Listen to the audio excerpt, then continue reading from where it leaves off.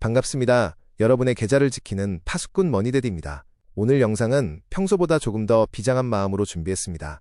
바로 오늘 밤 한국 시간 10시 30분 전 세계 투자자들이 숨죽여 기다리는 운명의 시간입니다. 미국 12월 소비자물가지수 CPI가 발표됩니다. 오늘 밤 이 지표 하나가 여러분의 2026년 1분기 수익률을 천국으로 보낼 수도 있고 지옥으로 보낼 수도 있습니다. 과연 우리는 도망쳐야 할까요? 아니면 기회를 잡아야 할까요? 긴급 점검 시작합니다. 오늘 브리핑은 군더더기 없이 핵심만 찌르겠습니다. 왜 오늘 발표가 유독 중요한지 그 긴박한 배경을 먼저 설명드리고 시장이 예상하는 컨센서스 숫자를 정확히 짚어드립니다. 그리고 가장 중요한 시나리오별 대응 전략을 수치로 딱 정해드립니다. 숫자에 따라 여러분이 매수 버튼을 눌러야 할지 매도 버튼을 눌러야 할지 머니데디가 가이드라인을 제시해드리겠습니다. 오늘 밤 10시 30분 스마트폰 알람 맞춰두셨나요? 오늘 발표되는 CPI는 2026년 새해 들어 처음 확인하는 물가지표입니다. 주식시장 격언에 첫 단추를 잘 꿰어야 한다는 말이 있죠. 오늘 지표는 향후 연준의 금리 정책 방향을 결정짓는 결정적인 트리거가 될 것입니다. 단순히 한 달치 통계가 아니라 올해 상반기 트렌드를 가늠하는 풍향계라는 점을 명심하셔야 합니다. 지금 시장 분위기가 심상치 않습니다. 지난 몇 달간 우리는 물가가 잡혔다고 믿었습니다. 디스인플레이션의 환상에 젖어 있었죠. 하지만 최근 데이터를 보면 물가 하락세가 뚜렷하게 둔화되고 있습니다. 시장 일각에서는 벌써 리인플레이션, 즉 물가가 다시 튀어오르는 현상을 걱정하고 있습니다. 만약 오늘 수치마저 꺾이지 않는다면 금리 인하는 물 건너갔다는 공포가 시장을 덮칠 것입니다. 우리가 잊지 말아야 할 변수가 있습니다. 바로 트럼프 대통령입니다. 집권 2년차에 접어들며 그가 공약했던 보편 관세 10% 정책이 실물 경제에 본격적으로 영향을 미치기 시작했습니다. 수입품 가격이 오르면 기업은 그 비용을 소비자에게 전가합니다. 즉, 물가가 오를 수밖에 없는 구조적 환경이 만들어진 것입니다. 여기에 불안한 중동 정세로 인한 유가 변동성까지 더해져 그야말로 산 넘어 산입니다. 자, 그렇다면 기준은 무엇일까요? 월스트리트 전문가들이 예상하는 12월 CPI 전년 대비 상승률은 2.7%입니다.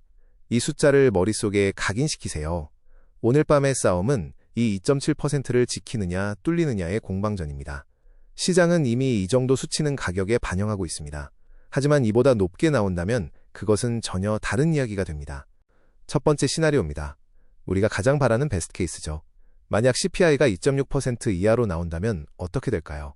시장은 환호할 것입니다. 트럼프의 관세 폭탄에도 불구하고 물가가 안정적이라는 것이 증명되기 때문입니다. 골디락스의 부활을 외치며 금리 인하 기대감이 살아날 것이고 그동안 억눌렸던 기술주와 바이오 섹터가 급등할 것입니다. 이때는 주저하지 말고 비중을 늘리셔야 합니다. 두 번째 시나리오입니다. 예상치인 2.7%에서 2.8% 사이로 나오는 경우입니다. 가장 확률이 높습니다. 이 경우 시장은 안도와 경계심 사이에서 줄타기를 할 것입니다. 나쁘지는 않은데 그렇다고 좋지도 않네 라는 반응이겠죠. 지수는 큰 방향성 없이 등락을 거듭하는 횡보장을 연출할 가능성이 큽니다. 이때는 지수보다는 개별 기업의 실적에 집중하는 종목 장세 대응이 필요합니다. 세 번째 시나리오, 여러분이 가장 경계해야 할 워스트 케이스입니다.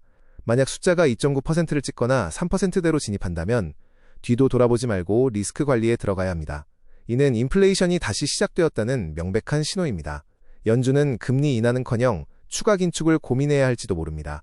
나스닥은 순식간에 급락할 수 있으며 공포 심리가 시장을 지배할 것입니다. CPI 숫자와 함께 반드시 체크해야 할 보조지표가 있습니다. 바로 미국 10년물 국채금리입니다. 물가 쇼크가 오면 국채금리는 발작적으로 튀어오릅니다. 만약 오늘 밤 금리가 심리적 저항선인 4.0%를 강하게 뚫고 올라간다면 주식시장의 밸류에이션 부담은 극에 달하게 됩니다. 금리가 오르면 미래 수익의 가치가 떨어지는 성장주들에게는 치명타가 됩니다. 섹터별로 희비도 엇갈릴 것입니다. 금리가 오르면 웃는 섹터도 있습니다. 예대마진이 좋아지는 은행이나 보험 같은 금융주, 그리고 안전자산 선호 심리로 달러가 강세를 보일 것입니다. 반면 고금리에 취약한 부동산 리츠나 막대한 부채를 안고 있는 중소형주 러셀 2000 지수는 큰 타격을 입을 수 있습니다. 여러분의 포트폴리오가 금리 상승에 얼마나 노출되어 있는지 점검이 필요합니다. 그렇다면 저 머니데디는 어떻게 대응할까요?